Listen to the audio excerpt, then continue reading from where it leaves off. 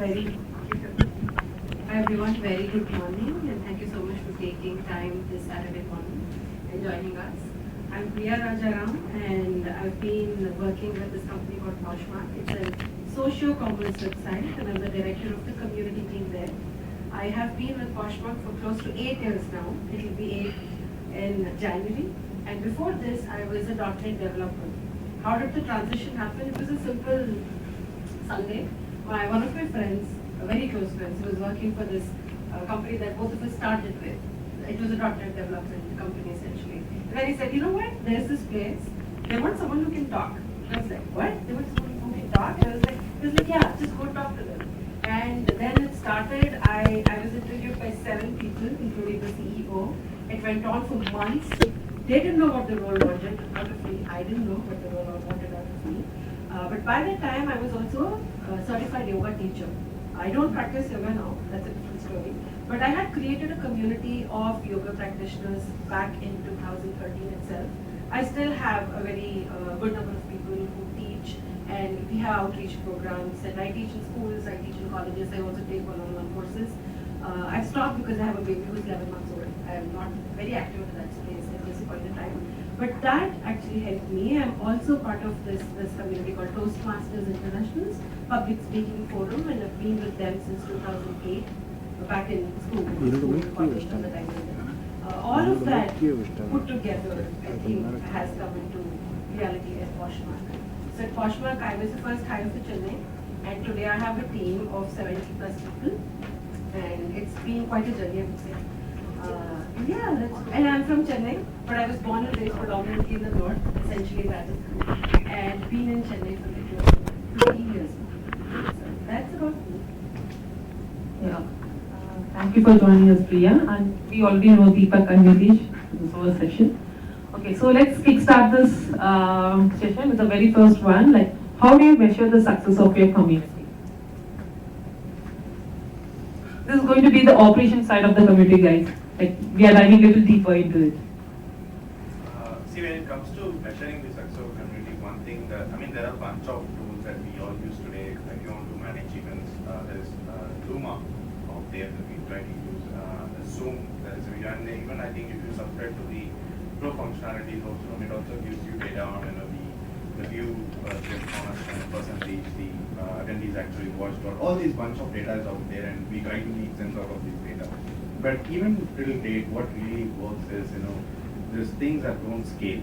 So which you go and ask people, right? So, and it's not a simple survey, and you don't send them, can you fill out this survey, rate us on a scale of 1 to 10, and honestly, you don't know the difference between 80 and 90, right? So rather you go and ask them questions that attract brief answers, right? You ask them, do you find this helpful, or what was your expectation? Where you expect, and you don't give them options, because when you give options, it becomes very vague and easy. People pick one and then they just want to move on with their life, right? So make their life a little bit more hard. Ask them tough questions. Ask them to make them speak more, right? And this need to be done for a long period of time, even after the event. So typically how ours usually work is, after the event completion, we still actually work on collecting the feedback of the event for the next full 2 to 3 weeks. By the time the next event would have started happening actually. Okay, but still there is a back-end team which is still going on talking to these people on a one-to-one conversation, either through WhatsApp chat or by phone calling them, okay, and keeping checks on them. And we do this even if there is no event as of today. We actually check it with at least 10 to 15 people every single day. Right? We simply, and it's not about asking them how C3 is working on, whether it's fine helpful. We check in with them and ask, how your life is going about, right? And then, the conversation dives into, this is something you guys can do, or, I'm looking for this, right? And when people start participating in these conversations, we consider that as a success. You mentioned, right, celebrating the very small milestone. I think that is very true when it comes to community. Right, you gotta celebrate every single act, and you gotta celebrate as one family. It's not about you had something successful, you go back into your whiteboard room and you have a party with your team. Right? It's about celebrating with the entire community. You could have we did this, we are here, we made this happen. Right? All these small milestones actually, and when you see it all these pieces being put together, what you see is a very successful community. if you look at the end result as your ultimate goal, then it becomes really hard. Right? At C3 Universe, we also use trackers, and unfortunately or fortunately, we still use Excel sheets. Okay, and in the Excel sheets we all does. in these Excel sheets we actually have two sections. One is we both are goals, and one is actionable goals. So the things that we really want to achieve. Right, we write down there and whether or not we are able to do it. So these are not result oriented. These are something like we want to put up a post today. We want to connect with 5 people today, and these are not anyway tied to the outcomes. Whether this conversation goes bad or not, we want to host 5 events. Whether these 5 events are successful, did we have enough registrations, is not something we care about. These are actionable goals. This is something that we can control. Okay, these are things that we can control, whether we can do it or not. And then the second column is the goals that are based on outcomes, right? That is also important because that only tells whether the things that you do is working out or not, whether you have to discontinue some of them and move on to new things. So both are equally important, but you got to find a way to split these two. What happens is most time people club these two, or sometimes they just track one of these and find it really hard to understand whether the community is successful.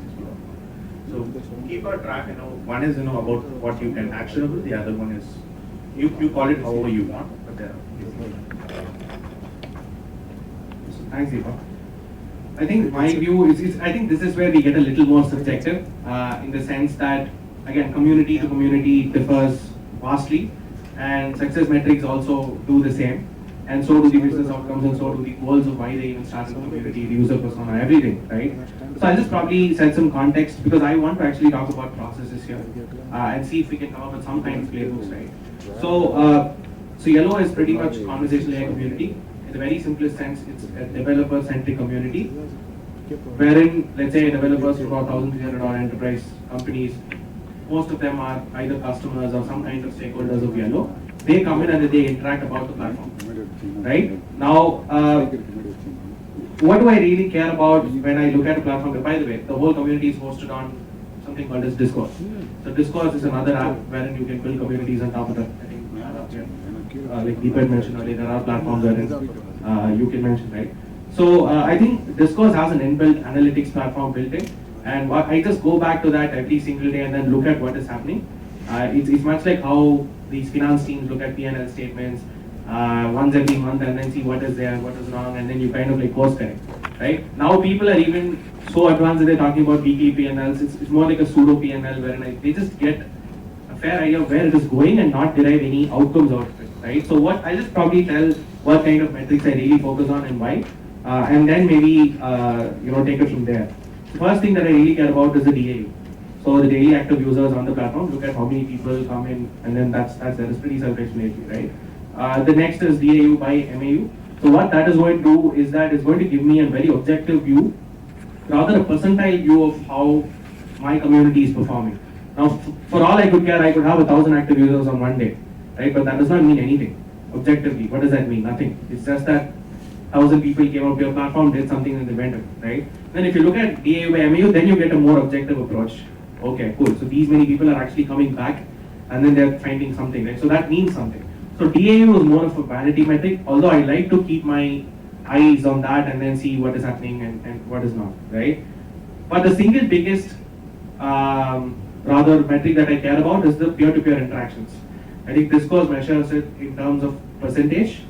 Some tools measure it in terms of the number of interactions as well, right? So if you have 1,300 people, it's going to tell you had about 10 P2P interactions happening today. What it means is that excluding Yellow and all the support staff who are there on the community, if you just take the audience, how many people are talking to each other actually? That's all. Right? Now that's a real metric for a community, because otherwise you don't have a community at all. Like, are people even talking to each other? Right? So I think that's something that I always keep my focus on. And the good thing about Discourse and all the other tools that are coming up is that they have inbuilt automations to kind of like trigger something, trigger a message, trigger an intent, see what is happening, and then see if they're responding and all that, right? So the moment I know that the P2P interactions are very low, I set up an automation and then I try to create some kind of noise, try to create, drive some kind of action from my user to be very simple, right? But the idea is that if it dies down, what can you do to actually trigger it up again? So I think that's another thing that I keep a look at. again, getting very subjective. So the business outcome for Yellow's community, let's say, is to reduce support times by blah, blah, blah. Reduce the amount spent on support, by some percentage, by some number and all that, right? So obviously one factor that I'm going to really care about is the query resolution time or the first response time. Right? If some customer or some developer posts something, how quickly is it getting resolved? How quickly it is getting first acted upon, right? That's something that I always keep my eye on. Then I think they display beautiful graphs and all that in Discourse. I really love it. And you can also play around with the colors and all that, right? So I look at the overall health metrics. I just put together it on a dashboard and I look at it on a quarterly basis, like I mentioned earlier. So the first thing that I do again is just look at the number of visits for the community visits for the whole month, and then I pull it up against the whole year. So now then what happens is I can look 3 months in advance, or I can just split the whole bar into each quarter and then look at what is the average of the visits for each quarter, right? Now I already know that I drive my programs on a quarterly basis. So I know what has worked, what has not worked, what could be done better and all that. I can actually correlate, the data that I get with whatever it is that I'm trying to create, right? So I think that's pretty much, my workflow. Again, this is just one metric that I'm trying to extrapolate here. There are a lot of other metrics that I really look at and see what we can do and all that. But if you ask me what do I really care about, I think it's just this. So I think that's the way I look at. I think like Deepak mentioned, it's very important to, when it comes to community and all that, you can't directly look at the hard business outcomes and then say, are these actually happening because I'm running a community? No, right? A lot of these business outcomes are a result of, I love to use this word, I call multivariate extrapolation. In the sense that you have a lot of factors that are very tangible, but those tangible factors are not exactly your business outcomes. If my business outcome is, say, to increase the deal flow pipeline, right, to get more users coming in onto the platform, I discover more potential users and all that, you can say that, okay, is a result of community is going to happen. But if I really, that's not a metric that I want to focus on as a community manager, right? What I want to focus on is the daily engagements happening and the peer-to-peer interactions, and I want to focus on and then keep improving that. Now by virtue of that, I will inevitably drive a little more business outcomes, right? In the sense that more deal flow and all that. That's just one example. So I think it's a better way to look at this whole metrics game, I suppose. So yeah, I'm very excited about what Poshmark does because it's B2C, like you mentioned. So yeah. Thank you, Deepak and Nithish. As Poshmark is a B2C company, which means we don't have any inventories. We only have users that are on the platform. So back then when it started, this role was not essentially going out and creating communities, etc. I was just put straight into customer service. Okay? That's how it started. I was building this entire team where we were responding to our users. Now one interesting thing that we started off back in 2014-15 was to allocate user score. So we would actually divide the user score based on how engaged the person is. For instance, one straight off way to measure that was the number of clicks they had. The next one was how much money are they spending, and are they buying and selling, because Poshmark is an e-commerce social commerce platform. A user can be a buyer and a seller. Okay, so based off that, we segregated our user base into general, power, and normal user. So anybody who is a power user on our platform, then we started off by saying that you could actually become a brand.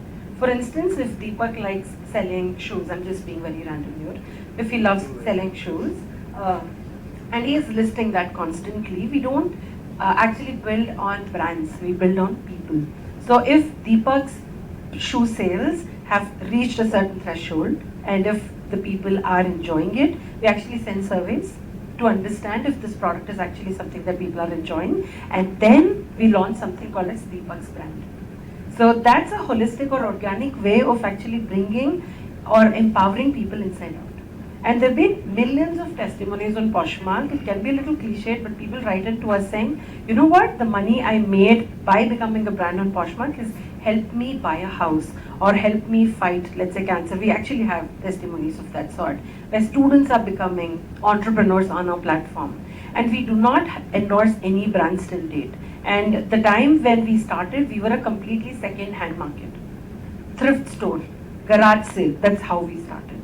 You know, the first sale or the first party, that the so-called party, was actually on the streets with a blackboard, when we had written, you are welcome to list, you're welcome to sell stuff. And people actually came, there were conversations that happened. And we have a lot of programs. For example, Posh Party Live happens 3 times a day, wherein we target a particular, let's say, dresses, for instance. Every single dress actually gets showed into that particular area, which makes it easier for people to buy and sell. But the idea is, back then when we started, can we create what the user actually wants, what our community actually wants. So we don't randomly create these markets, we don't randomly create these community spaces, we actually ask our users, ask our member base. And that's how these parties happen. And right now, Poshmark is a year old in India.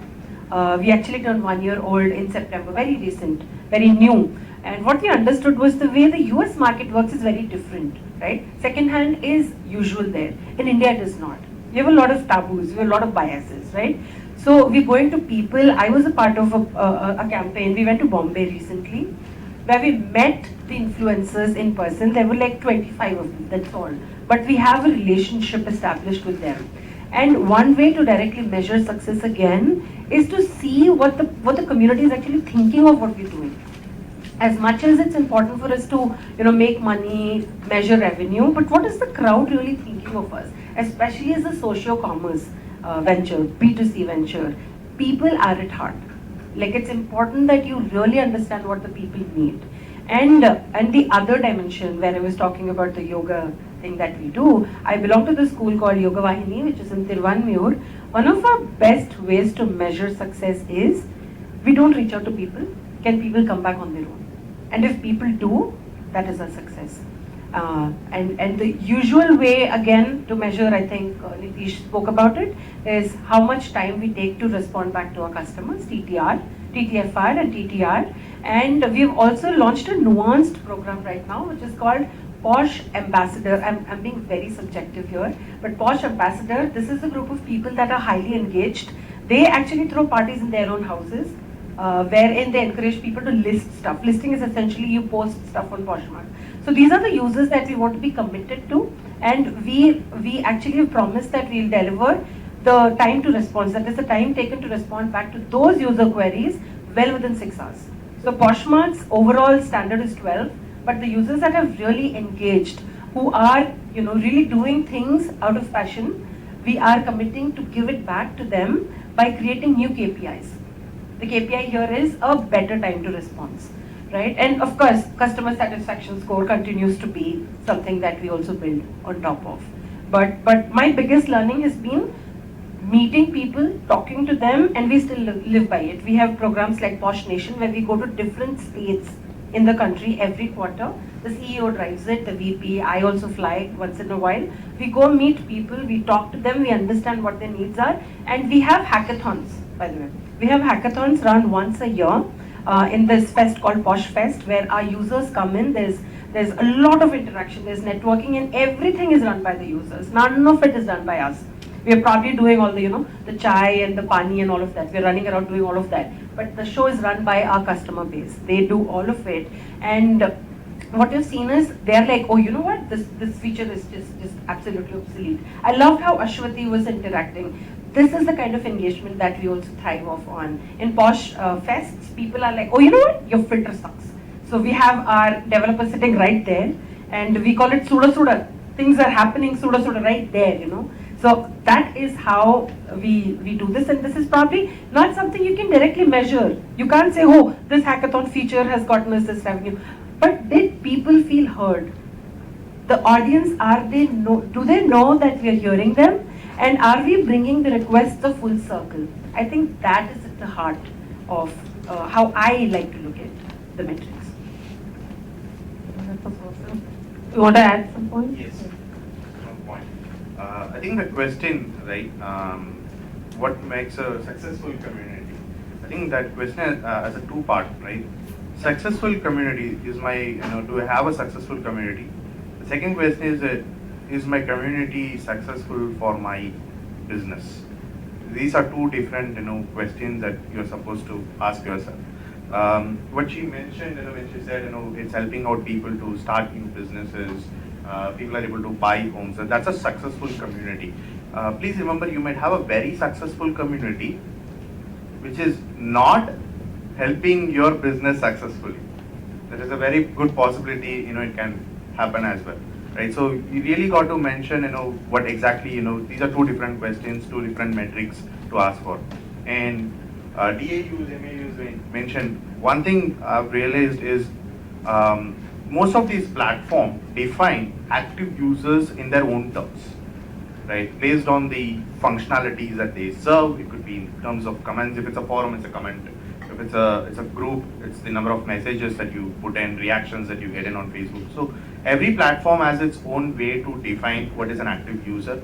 I recommend people to define what does active user mean to you, right? And define this first and then look for how I can track it. Sometimes some of these tools might be able to help you there. There are plenty of community tools out there in the market. There's How I Connect, Orbit, Threado. There are plenty of tools, right? But don't start with the tools, right? You first look for how would you define what an active user means to you, and then start looking how I can go ahead and start tracking these data.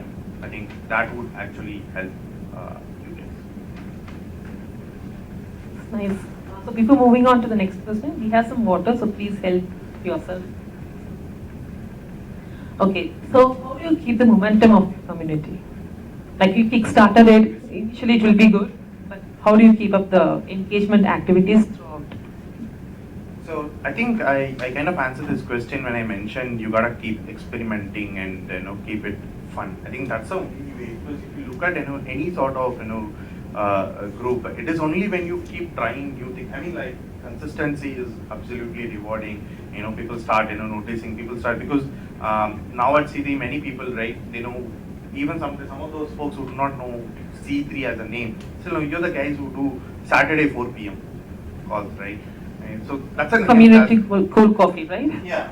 Many people do not know the complete operation of it. Some people don't even know that something is called C3, right? Some people think C3 universe means something. We are doing something in Web3 metaverse or something, right?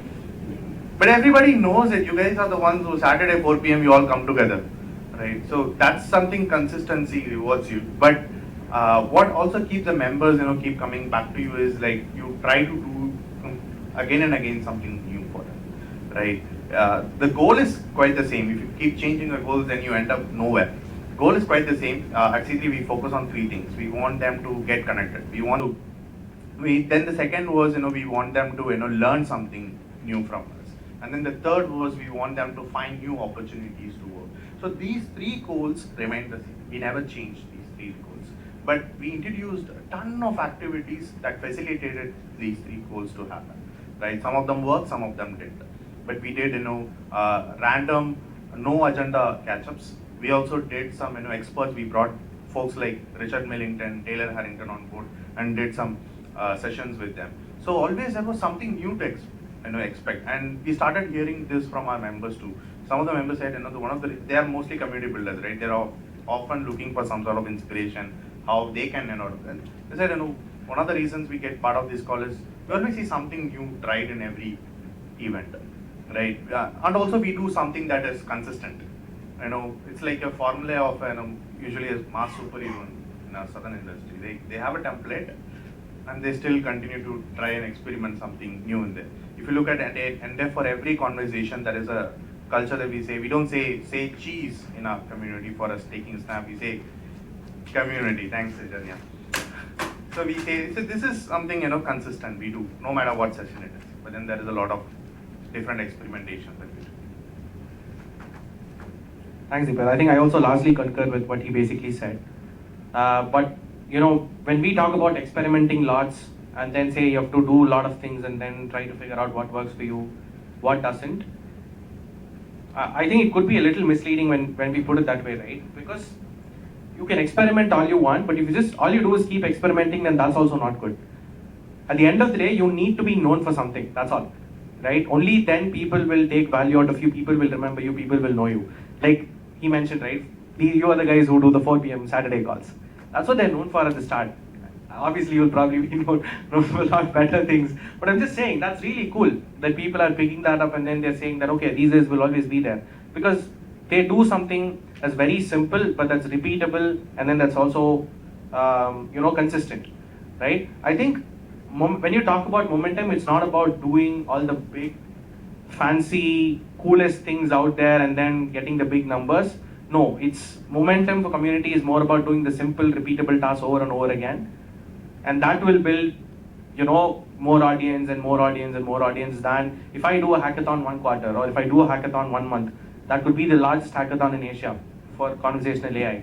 And the next month I don't do anything. Nothing really happens. Like I can have a Slack channel with 15,000 participants from the hackathon, but that's still not a community, right?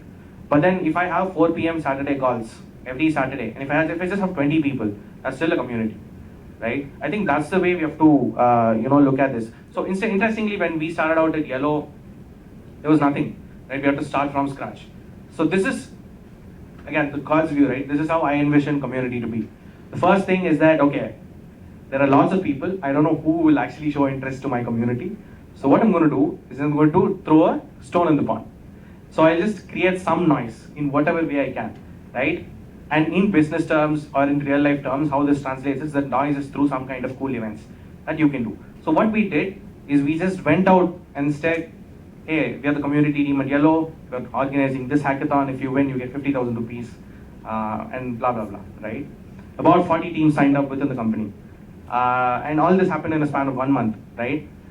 And I think in doing that, what really happened was, first of all, nobody knew that a community team existed because I was the only person there, right?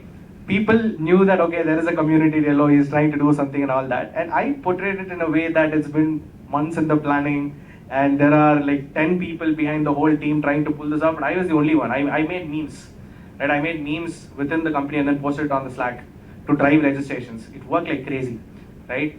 And, at the end of the day, I think this is a record which we have within Yellow also, right? So we had about, I think, almost 2,000 reactions in one afternoon happening in the general channel, by the way, where nothing really happens apart from some kind of business talks or whatever, right? So we had about almost 300, 400 people started engaging rapturously when I just put some meme and then it triggered something and everybody started posting memes that whole afternoon. And the leaders joined, the CXOs joined, it was super fun, right? But the point is, I think that's how, you just have to get creative with a lot of things. So the first step is, let's say, creating some noise.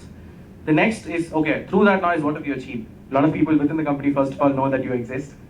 Second, okay, what can you do, to advance the business goals and outcomes and all that. So what happens is through the hackathon itself, we, try and integrate some of these goals and then see what we can do, what we can't do and all that, right? So ultimately, it's like you create a noise and then you foster engagement with that noise and then you take it to the next intent level and then you see, hey, can I pull off something that will deliver me a good business outcome of some sorts through that engagement, and then you again tie it back together. So that's like a whole loop, right? I would pretty much say that you can't really always keep focusing on the big events and the big things that it's just small. Focus on the very small things, and then that'll eventually drive a lot of things. But one thing that I've picked up is that you also have to incentivize your own community members. Momentum is one thing, doing things consistently is one other thing. But I figure depending on the type of community you run and who the persona are, you might have to incentivize them as well not to contribute, and then keep the whole ship afloat. So I think that's something that I just wanted to mention. Thank you. I think they covered a lot of it, but I'd like to bring another dimension to this entire conversation here. I also happen to be someone who's trying to build a homeschoolers community in Chennai. So wherein a bunch of parents, like I am probably the youngest in that group, but there are a lot of people who homeschool their children in Chennai. And what we realized was people are not meeting with each other. And when the in real life meeting is not happening, people are living in silos, not knowing what to do. But they know schooling is not something that's working out for them. But they're like, okay, why isn't it working out for them? There are different reasons. But there was one thing that was bringing people together. Now, what do you do to keep this consistent? What I realized was, because the intention was to come together as homeschoolers. There was something that was already defined, right? So people were coming together, but when the biggest part that I was actually missing, and I learned something from you today while you were talking, was that people are not making real life friendships. And when you don't make friendships in real life, and it's becoming very difficult, by the way. Online platforms, we can talk about business, we can talk about money, we can talk about scale, but we all crave connections. And if you don't have real life connections, that is where, I think this is also a result of that. Community itself is becoming a thing today is because we need real life connections. Your AI stuff could do all of that, trigger everything, but you need someone like Nithish to trigger it, right? So you need real life people. And we were talking about homeschooling community. I'm also struggling to keep things on the move. Tomorrow I have something called drumming circle organized. We have a professional drummer who charges 40K, but I told him we're doing it for people that are coming together, families with children are coming together, and he said, okay, I can do it for free. And that's the power, because you also want to deliver the value. Now, how do you keep it engaged? How do you keep it going? Is by staying real. Can you be authentic? Can you be very, very transparent? And can you have that trust? You don't extract anything out of this. Things will happen if you're honest. That's personally my take. And I've been able to run this homeschoolers community, of course, in collaboration with a bunch of other people, because we are coming together with a very clear intent, transparent intent. There is no hidden agenda, there is no hidden motivation. It's for all of us to establish real life connections. Now it scales, we do events, we make money out of it, that's a different story, but that is not something I've thought about at all. At Poshmark, how do we do it? Again, by actually inviting people over to our office, be it Chennai, be it SFO, we have people come down, we provide them with all the tools, be it, all the glamoury stuff, because we are into fashion e-commerce, that's how we started. We provided people with that, and people actually felt they belonged. So as long as people are going to feel belonged, there's something for them to keep engaged about. And we don't really rely on, we don't drive things. We're not like, oh, we have to think about this. Because end of the day, community, how we envision, or even I envision it is, let's say I'm again a new mom, right? I am a yoga teacher, I am a cyclist, but I don't know how to play a piano. Let's say you play a piano, and let's say you teach dance. I, as a mother, I cannot teach everything to my child. I need you guys in it. So I reach out there, put myself out there in that vulnerable spot, and I'm like, hey, you know what? I'm good at this. What are you good at? And can we come together and as a result create something new? So if you can constantly create that vibe, I know I'm not talking in business terms, but I hope I'm making sense. But I cannot be a jack of everything. I cannot be acing everything either. I need everybody, and I have to be vulnerable, putting myself out there, saying, you know what, I'm good at this, but I suck at this. Is there someone who can take this spot? And that's how you empower people, and that drives the motion. You don't have to constantly think about how do I cater, because end of the day, community is communion, coming together. So be at Poshmark, be in real life, this is how things are driven in my world. Thank you, Priya. So that comes to the final question of our session. So, what is your current? How does your community goals align with your business goals, and what is your current community team size? I guess I'll start. So the current community team size at Yellow is a grand total of 1. And you're seeing me here, as opposed to 77 at Poshmark, and God knows whatever here as well. Same here, Sprinklr too. I guess that's the radical difference between, again, B2B, B2C communities, multiple different types and all that, right? Okay, in terms of business, but that does not mean that, we're not trying to say that I do everything. That's not possible at all. Right? Obviously, I have a lot of things to pull off. I can do some kind of creative things, but there's a lot of collaboration with community itself. Like Rashmi pointed out, the first talk, there's a lot of talk with the marketing. See how you can position yourself with multiple teams. Make sure that you don't interfere with whatever it is that they do, and then they keep you in their mind with whatever it is that they do as well at a later point in time. All that comes into play. But I think in terms of just the business outcomes itself, I will say that I think, first of all, a lot of the new companies that are starting out, they're trying to, position community at the center of their GTM engine. So which means that better and improved NPS is virtue of that. Net Promoter Score, and you're obviously branding your own community in a very cool way, your own company in a very cool way. That's obviously something. And I think there's a lot of other, again, you drive sales growth, you drive, improve your own pipeline, get in more deals. But ultimately, if I were to look at what a community could be, the ultimatum, right? It's an inbound, it becomes an inbound engine over time, right? It does, it attracts better talent, it brings you more business, and then it helps you save a lot of money. That's all, right? This is a very big picture goal of how a B2B community is generally looked at, right? And again, I always use the example of Salesforce everywhere I go, because I mean, there are lots of reports out there. You should follow Erica Kull if you're in the community space. I think she's a pretty great person as well. I think in a video she's explained that very beautifully about how effective community was for Salesforce, right? I think I'll just mention some snippets of that I picked up. It's that they drive about 500,000 conversations per month, and they have about 1,000 user groups at round about, I think, about 100 countries all across the world, and about 1,800 to 2,000 people who are not part of Salesforce but actually lead these communities. Like these guys mentioned here, right? Community is more of, you can only be an enabler, but you can't be a driver, you can't be an executor, right? Community has to drive itself. But how effective can you make that happen that's a different question. But the point is, how do all these numbers actually tie to the business outcomes? I think, so what they did was they looked at all of their customer base or all of the community users base, and then they tried to segregate it into two groups: people who actively engage in the community, people who do not, right? And the simple criteria is this, right? If you get into the community, post a picture, put a like, put a comment, you are a power user. Just define it like that, right? You engage with the community, and whoever choose not to do this and just observe, you are not engaging with the community. Again, this is a B2B community. So what happens is, so what they did was they looked at metrics like pipeline size, the deal flow pipeline size, the attrition rate, and I think there's a lot of other factors as well.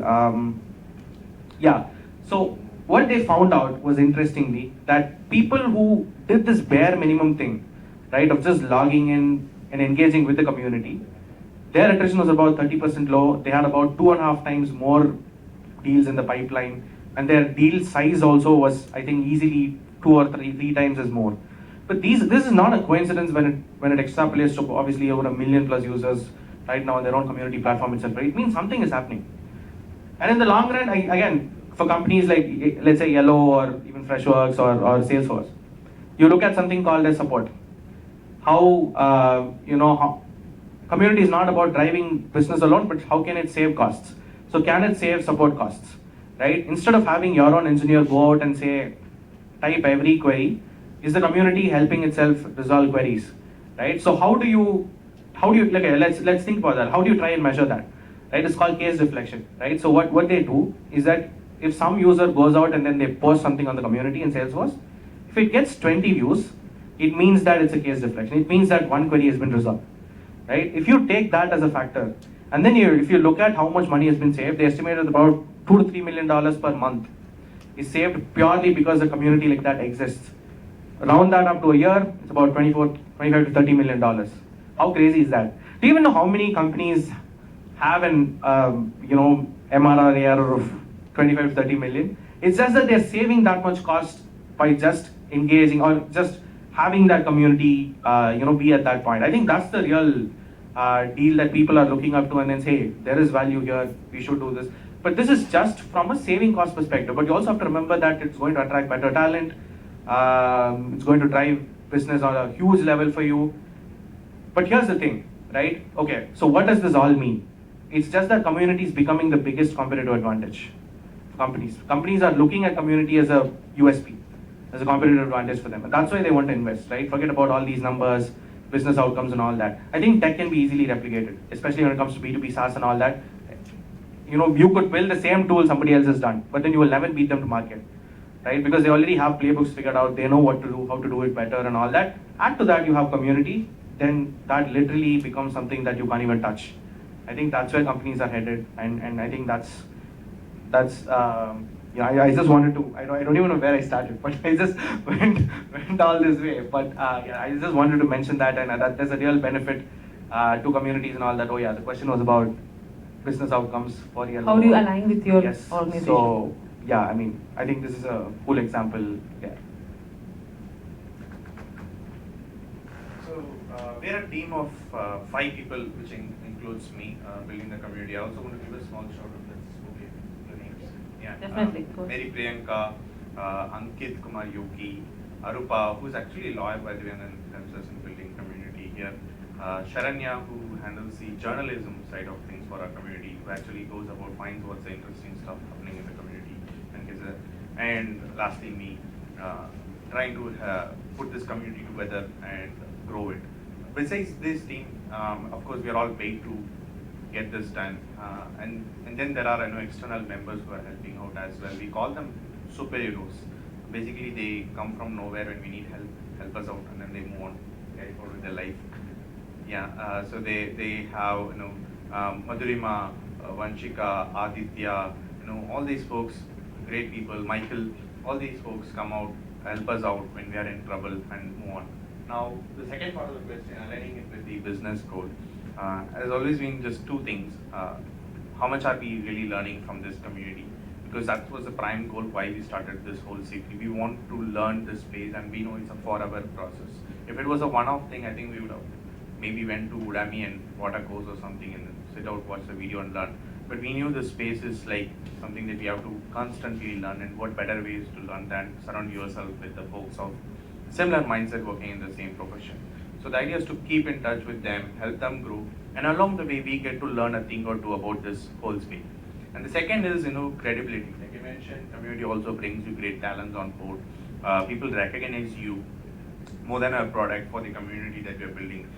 It also builds authenticity in what we speak, what we write. It creates a lot of credibility for the products that we make. I mean, like you look at Scrollme and you think it as a product, but people, I mean, like the moment it's been around 64 days since we started working on this scroll, and we simply put up a page. It's a white screen with the says, Scrollme is coming. If you want it, please put in an email address. It's a aggregator of all this, just a line, right?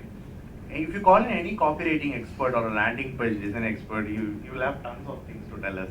Right? It has nothing that that will help us in conversion. And yet we saw in the first 50 days we already crossed more than 350 people signing up for it. What kind of design copywriting will back this result?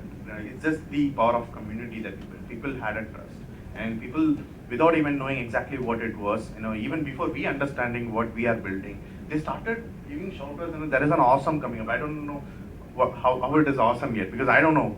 I haven't made the product yet.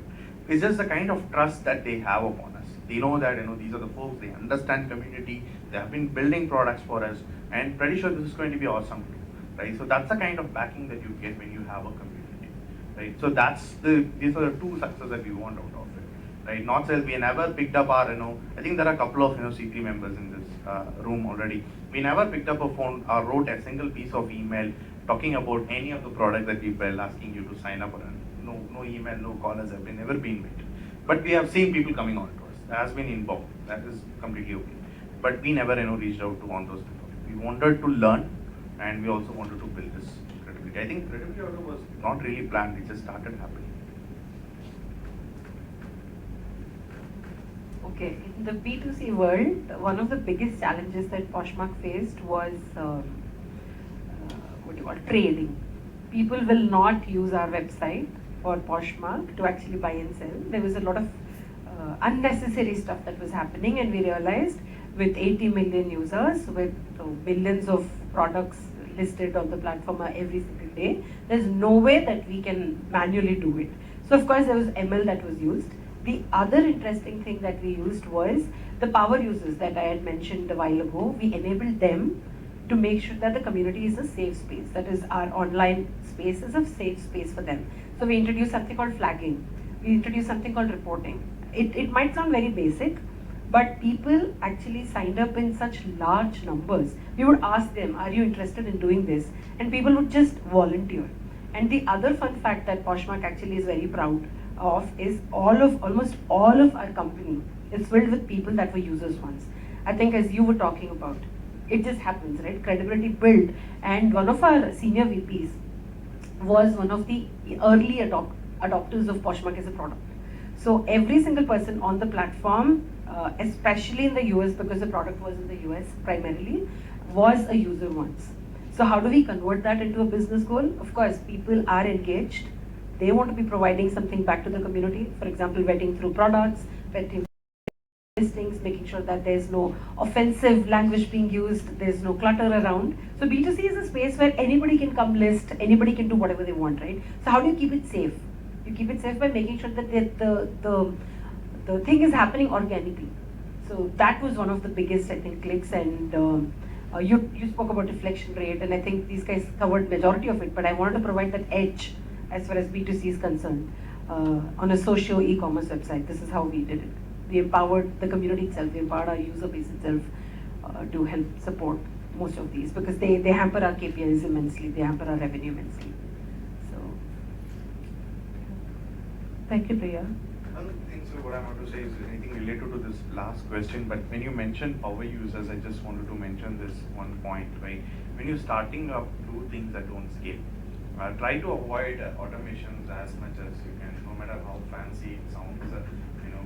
Don't, because when we started out, I think for at least 3 months, even the events, when somebody registers out, there is this whole automation right now. Luma sends the email 1 hour before. We didn't do it actually. We had a team. Rachel was not part of the team, but I want to give a shout out because she did put a lot of effort into it.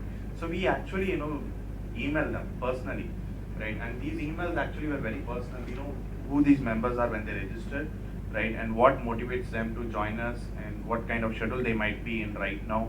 And we used to ping them on WhatsApp, we used to call them and check in if things are looking good. These, the automated tools you're looking for is not going to really work out in the initial stage. Of course, right now, we started, doing this, getting into this phase of, auto sending, putting into their, Google Calendar. But I think when you really start it out, you have to do things that don't scale, and at least, continue doing some of them throughout the journey, right? And do not become because when I go and join a community, I expect to see some humans in there, right? I'm not looking for a bot who I go join a Slack group and then a bot comes in and talks to me. I know there are, some, I don't know if it call be an illusion or something. I don't know what we call manipulation or something. The bots are out there which, message comes from the, admin as you think that the person writes it out to you, right? With a message, Initially, for the first few months, members might think it's you, right? You might be, manipulating them into getting this message, but eventually people are going to figure out, you are building a community of people out, collectively they are way more smarter than you. As an individual, you might be, okay, but then as a collective, they are always much smarter. So try to, and even if you are using automation, I just mention it.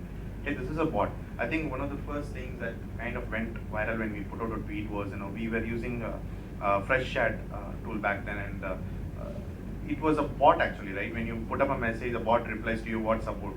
And you thought, this is not sounding like a human. And then there was a lot of guide on the internet that telling how to make your bot sound like a human. Right? There was a lot of guide. We read into it and said, there is no way we can. Somebody is going to make a joke out of us, right? And then we said, the first message was, hey, I'm a bot, you know it, we know it, but still let's continue to chat, right? Eventually, if the problem is still really serious though, we'll have somebody from the humans get in touch with you. So at least be transparent and try to avoid AI and automations in the initial scale. Because if you do that, you will be able to identify your power users way more smarter. Because sometimes your power users are not even logging into your forum. They don't write stuff. They don't do it. Because we always think it's the ones who always write content, who's putting message in the WhatsApp group or whatever. Some people are like very silent. Jay was way silent, in the C3 group. But she has always been a power user. Whenever there was an opportunity for something that C3 can break into, she tagged us. She has messaged me, can we do this? There was a book that she Community will discuss. Yes, and we were mentioned in that, right? If we end up tracking Jay is a power user by the minutes that Jay spent on our platform, and she's not, right? And we got fooled. It's not her. We got fooled, right? So go do things that don't scale, like sliding into their DMs, talking about their daily lives. That's how you identify. Well, there is a these people really are as desperate as I am for this community to be successful. So you identify by doing things that don't scale. I want to add one thing to what you said. I think You were inquisitive about why do we have a 70+ people team. That's because we don't have bots. Every single reply that goes out to our customers and number of customers that write in is by a human. Every single one. We launched something called Einstein recently, but we just couldn't. We were like, no, this is not. That was not like Einstein at all, and we were like, no, we don't want to be doing this, and that's the sole reason why we have the size of community that we have, because B2Cs have a larger user base. So absolutely resonating with what you said, and we never want to get to that word. AI, no. Yeah, Sorry. I can relate to this as well because when I was working at Soda, so when I responded to people's queries and when I told them that I'm actually a human being, they couldn't believe it. Are you shocked? Yeah, because they couldn't believe it because like how come how come the company could assign a human being to talk to us? I mean, they felt happy about it, and that created a better connection between me as a community manager and them, and then that was the building base the success of the community. Now the community is working on its own, as in it doesn't really need a community manager as such. We are good on it. So, yeah. But please don't take this message as some sort of boycott. Yeah, that's why I was about to say sorry, and then she asked that question. I'm not against AI at all. I'm just saying certain parts have to be human, and you have to keep them human. And the AI has its role. AI has its role, and we have AI. Yeah, the initial setup, But we are into this for 11 years now, and we've managed to keep it this way. It has worked for us. See what works for you. That would be the larger message. See, one way I think AI works best in the back. Right? When you want to get insights out of your community, there's so much data that you come out of community. Community gives you data like no other platform, right? Because too many people talking, there's a lot of conversations. You can take out a lot of insights out of it. And to personally go through these conversations and try and understand what is happening is going to be really hard. That's moderation. Moderation. When it comes to These are moderation, you could always any AA, put the AA facing you as a community builder. But when something is facing your members, try to be the person, right? You have to be a human that faces them, right? On certain areas where you can really couldn't neglect, maybe if you're running out of supply of people, you couldn't do that on your own. In that case, again be transparent, mention that it is a AA which is working out for them, and then leave a small message. If you still want to get in touch, just put a message here or contact me here. So that human touch is what people crave for. That is why we come to community. Right? So I was actually going to say that I couldn't do my job properly without AI. In the sense that there's a lot of, I think it also depends, very subjective, right? There are facets to my role that if I just try and do that every single day, then I'll just lose my mind. But again, like he said, do things that don't scare. Obviously, conversations and first-time interactions, it's probably not a good idea to have a bot do that. But I think it also, there's a lot of plus to something like that as well in enabling community builders do their jobs better. So yeah. one more thing, AA fails in some cases. When somebody doesn't turn up for an event, according to an AA, it's an absence. That's it. It's an inactive member. Right? You don't know the reasons behind it. That's where AA actually fails. Right? It is only when you go and talk to them, you understand they really wanted to be there. Right? You understand their personal, issues, what happened. Sometimes then people were surprised when we reach out to them and ask, hey, are you okay? We don't ask them, we don't turn up, we don't try to create any sort of FOMO or this is not applicable. We ask them what went wrong, is there something we can do? And we also have this ritual in our group called it's called leaving day. Right? We dedicate one day for people to leave the community. Okay, and no questions asked. Okay, you don't have to be really guilty about this, because some people do feel guilty about leaving the group. What do people think? We don't say It's either you have outgrown the community, which is great. If so, please let us know. We want to make a case study out of this. Or if you don't find value, at least tell it. We'll make it something valuable for the rest of the folks in there who are waiting out, still have some sort of patience left in them. Right? So you gotta admit that AA does play a crucial role, but in the areas where you want to do it in the back end, you want to understand. But when the customer facing, please try to use all your human efforts. I mean, amount of work that you can accomplish in compared to A versus you could be like very very low. A can do a lot of things, but even community cares about like not a lot of things. Whether you do a lot of things, whether you do that one thing like really well, you understand them so much, right? That is in the initial. So just focus on those things, but do it like as human as possible. And sometimes mistakes are like really great. Only when you make mistakes, people think it's a community. Right? When everything goes right, nobody comes for offering help to you. Nobody volunteers actually. C3 messes up in so many ways. Okay, with our tools, technology fails in so many cases. And whenever technology fails, people come up with their own creative ideas. Right? I'll do this. I'll screen share this. I'll tell them. That is when people come up. When everything goes right, community doesn't actually exist. Right? Everybody is happy. Nobody has to interact with anybody. It is only when the troubles come, right, people come together and they start helping us and the community gets formed. So allow those mistakes to happen, right? So, and A is very cautious about these mistakes. It starts learning. It doesn't want mistakes to happen, right?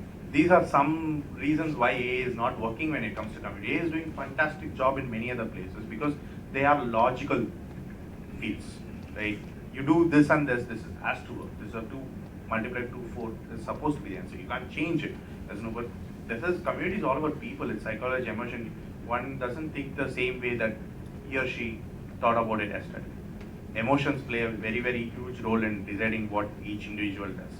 A doesn't succeed when it comes to emotions. Right? It doesn't even give, it gives some sort of points to it at this point in time. Right? So that is where A is having some sort of trouble. Use it, but in the right proportions, in the right areas.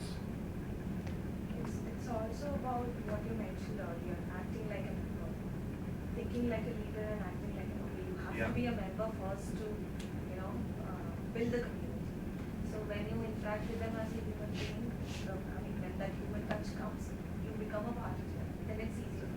Exactly. Like if I were to ask you, how many of you prefer to have a conversation with a bot here? Everybody is going to say no. Right? But then when we become a community builder, we immediately start thinking what is the best way I can put and use it. Right? Thinking like a member and then seeing where I can apply it, where I can. Because if you use the same AI back and understanding the data, no member is going to really ask you a question on that AI. Right? They know that there's a lot of stuff to understand. You got to do these operations, team management, internal team management. Put A into all of these activities. That's all. But when it comes to these areas and facing as a member, you ask yourself, do you want to talk to a human here or do you want to welcome by a model? All of these words. And community is not something you put a bunch of people in one room and say, go, network, build the relationship. It doesn't work that way. It takes time, right? You have to understand what kind of people should I bring in, what facilitates the conversation, what not.